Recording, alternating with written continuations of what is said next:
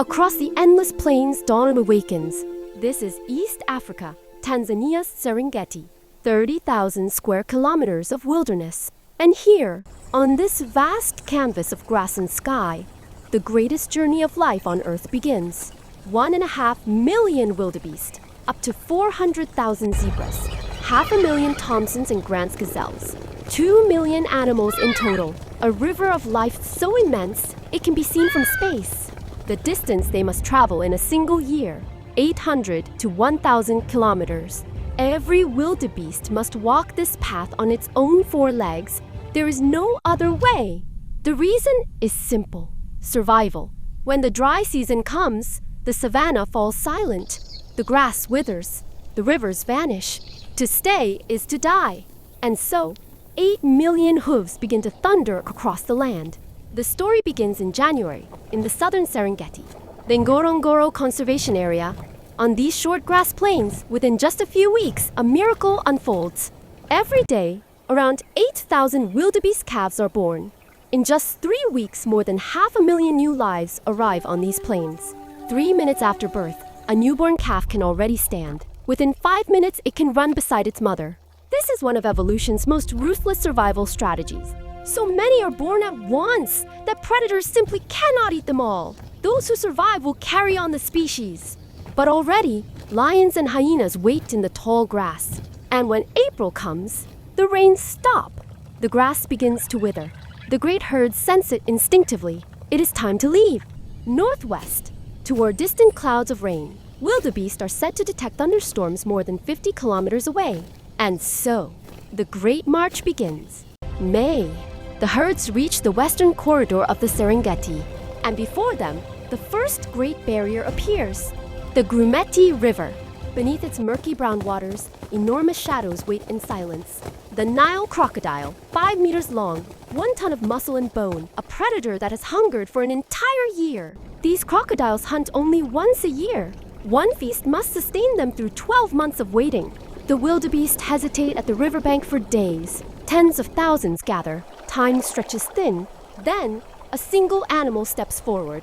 And in that instant, everything breaks loose. Thousands of hooves churn the water. Cries split the air. Jaws snap shut. But this is only the beginning. The true test still lies to the north. July to August. The herds finally reach the Kenyan border.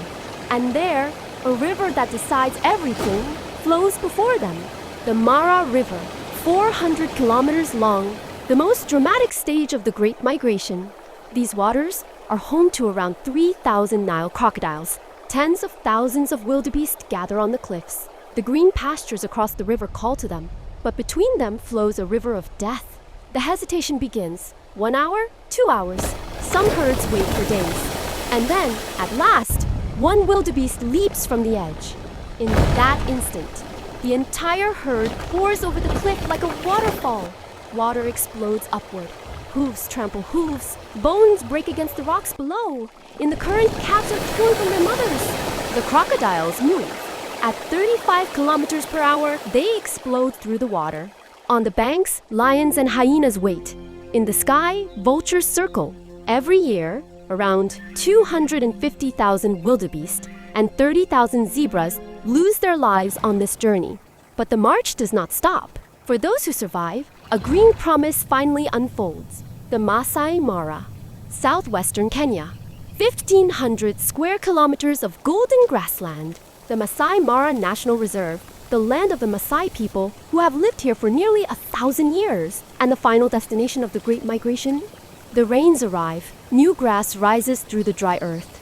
The surviving wildebeest finally lower their heads and graze. But the rest is brief.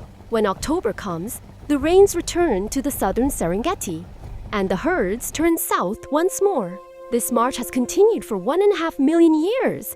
Long before humans walked upright, the wildebeest walked this path. But today, this eternal cycle is faltering. Climate change is shifting the rhythm of the rains. Farmland and roads are cutting through ancient migration corridors. Recent satellite studies suggest the wildebeest population may be only half of what scientists once believed. The greatest march on Earth may be disappearing. And yet, even today, at some quiet dawn on the plains of the Serengeti, the sound of hooves rises again. Life does not stop. As long as this planet still breathes, the Great March will go on.